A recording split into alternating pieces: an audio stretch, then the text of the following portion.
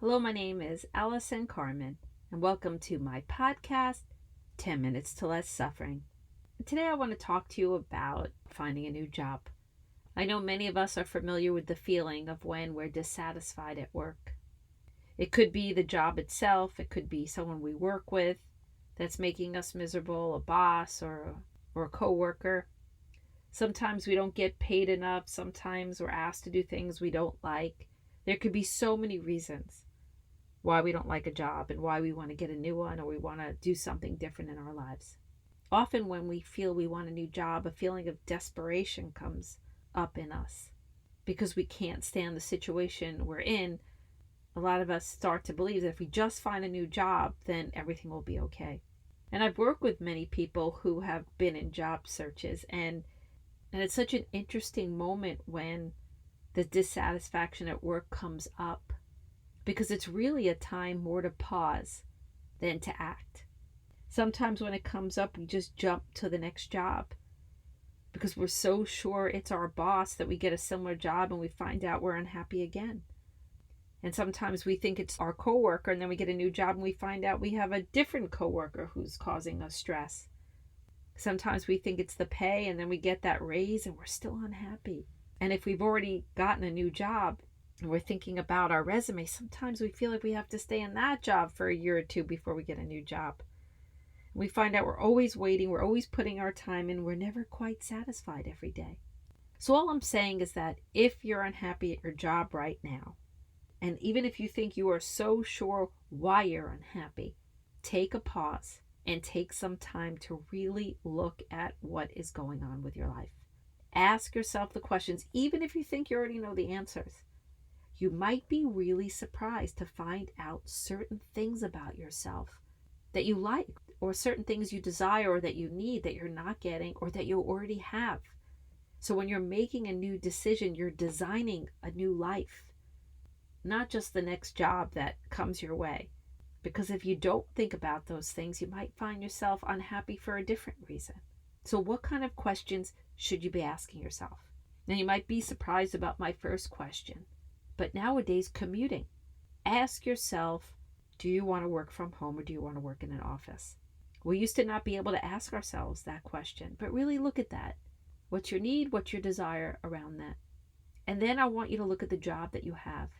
And yes, I want you to write down all the things that you don't like about it. But I also want you to write down all the things that you like and why.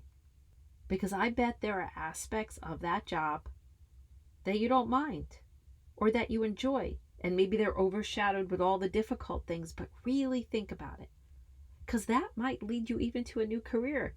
Again, I can't tell you how many times when we don't look at this, we end up maybe not in the place we wanted to. So after you make a list of the things you like and you don't like about the job you have, then make a dream list. What are all the things that you'd love to do? And you can look back at that list to see the things that you like, but also, did you want to be a doctor? Did you want to be a lawyer? Did you want to own your own company? Did you want to be a teacher? Did you want to be an artist? We're so sure that the life we want is not possible anymore. But we don't know that. I told you a story months ago about a woman I met who went to med school when she was 40. I know a teacher who paints and sells his paintings on the side. I know a lawyer who plays in 3 bands. And he loves making music and he loves the law. Let's not count out your dream. Maybe you have a full-time job, but you dream of being an entrepreneur. Maybe you could start a business on the side. Our dreams can't happen if we don't allow ourselves to dream. And I know some of your dreams might seem totally impossible right now, but don't give up on them. Write them down and see if there's one step that you can take in that direction. Maybe it's a class. Maybe you do need to go back to school. Or maybe you want an opportunity that you don't think is possible because you don't know anyone that could help you. But keep moving. I have gone to so many events for certain things where nobody has spoken to me, but I still show up. There are areas in my life that I dream of to this day, and I still have no idea how I'm going to make them happen. But every week I try to take a step forward in the right direction, because I know a meaningful life is one of the most important things to me. And that meaning sometimes comes from the work that I do, what I choose every day for my life. And I'm sure you feel the same way. So don't count out your dreams. Even if you're going to get a different type of job, keep working at it. So far you've listed whether you want to commute or not. You've listed the good things and the bad things about the job you have and whether you want to carry some of them over to a new position. And then you've listed your dreams and what you could possibly have to make that happen. And the fourth thing is we need to make a budget. We need to look at that. We need to look at our expenses and what we absolutely need to make every month. Sometimes we decide to cut back on certain things to pursue certain jobs or dreams or projects. And sometimes we have fixed costs, we have kids, and we have to make it work. So that's what we have to put out into the universe as well. I need to make this amount of money. And I know people who take jobs for less money to pursue their dreams, and then they have to work at night or on the weekend, but they figure it out. Just don't say no. Stay in that maybe zone. And when you really start to get comfortable with what gives you meaning and what you want, then you could start to step out and look for a job. And don't make it that this next job is not exactly what you want, so you'll never have what you want. It's not true. Sometimes we have stepping stones, sometimes we have side steps, but every day invest in the life you want, some big or some small way.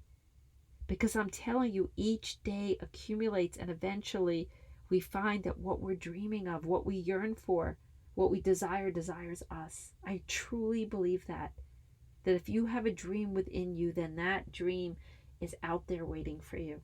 And some things take a long time to create, and some things come easy. Believe me, I get it. I have been writing books and podcasting and blogging for a really long time. And I've been frustrated and I've been disappointed. But every day I wake up and I'm so excited to get to work. I'm so excited to share my gift with the world. And do I have to do other things sometimes? Sure. I'm the part-time CFO of a day hospital in New York City. Do I love it? Yes. Do I love my other projects? Yes. And I just keep it going every single day because I know what I desire desires me. So these are just a couple things you could do when you think about your next job. But just be aware, even if you have to take a job, maybe it wasn't everything you wanted it to be, but just know yourself as you're moving forward. That's the most important thing. Have the clarity. No matter what you choose, understand yourself. Understand why you're doing what you're going to do. Understand why you're taking the job you're about to take or the job you want. And don't give up. Go on LinkedIn and see if you have connections with people in certain industries. Even if people don't write you back, put it out there every day. Eventually you will find your way. I promise you. I can't tell you how many times people told me you're never going to get a book deal. You're never going to get a lot of listeners on your podcast. I never listen. I always go from my desire. I always go from my heart. And every time I have found a way. And I'm not saying it's easy. It could take years, and I still have a couple of books that haven't been published. But I know in my heart that one day they will be. You just take the time to reflect before you get your new job and before you quit the one you have. And again, I said to know yourself, to know your dreams, to understand yourself, that is gold. And when you have that gold, you create more. Don't worry about detours. Don't worry about roadblocks. Just keep pushing forward. And you will build the blocks to the life that you are looking for. So if you want to quit your job, think about it and make a plan. Know yourself, understand yourself, be the best you could be within yourself. And when you're ready to take that leap, even if it's not the perfect leap, you'll have a lot of ground and a lot of understanding and a lot of direction and a lot less fear. I wish you the best of luck in your job search or your inner search. And I really believe you have what it takes to eventually find a job with a lot of satisfaction and the pay that you need and the relationships that you desire. And remember, maybe is always by your side.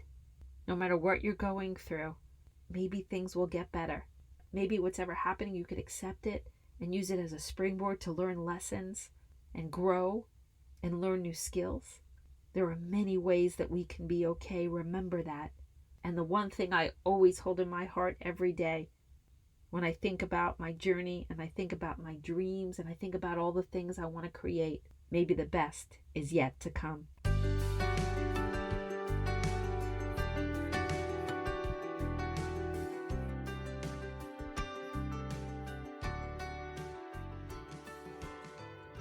Thank you for listening to my podcast today. If you'd like to get in touch with me, you could email me at allison@allisoncarmen.com. If you want to buy my books, The Gift of Maybe or A Year Without Men, they're available at all major bookstores and online retailers.